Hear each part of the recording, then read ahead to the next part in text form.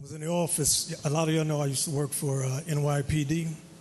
So I'm in the office, and there's a buddy of mine. I'll call him just for today. I'll call him Sergeant Jack. He's an E8 in the military. So he does private security. When he's at work, sometime when he's off, he does private security for various organizations. So one day he comes in the office, he says, Israel, he says, let's go out to lunch. I thought it was odd, because usually everybody go out and get their lunch and come back. I said, I'm going to get my lunch later. He says, no, I need to talk to you now. It's just a little important. I told the deacons the story. So we go out, we get some food, we go in front of the bodega. And he says, I did security last night for some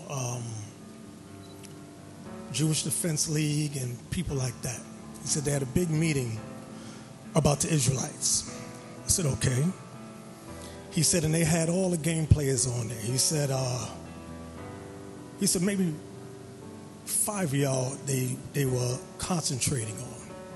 He said, but the focus was you brothers in purple and gold. I said, okay. He says, the rest of them, they talked about them, but they saw no real threat assessment. I said, well, no threat assessment. He says, no, but based on what they're saying, it looks like you're building an army. I said, well, this is a spiritual army. This is God's army. So he said, well, you guys are making them very, very nervous. He said, Jewish Defense League was there. He said, a lot of who we call Amalek. He called Jewish people. He said, I'm just letting you know, Israel, be careful. He said, these people are relentless. They'll go to extremes to take you guys out.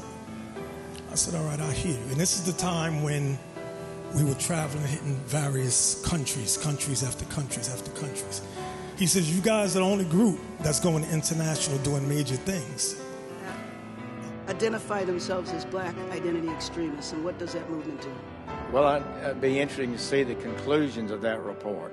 But I'm aware that there are groups that do have an extraordinary commitment to their racial identity, and some have transformed themselves even into violent activists. Again, there were two shooters, a man and a woman. The man is a known member of a group called the Black Hebrew Israelite Movement. That group is known to be hostile.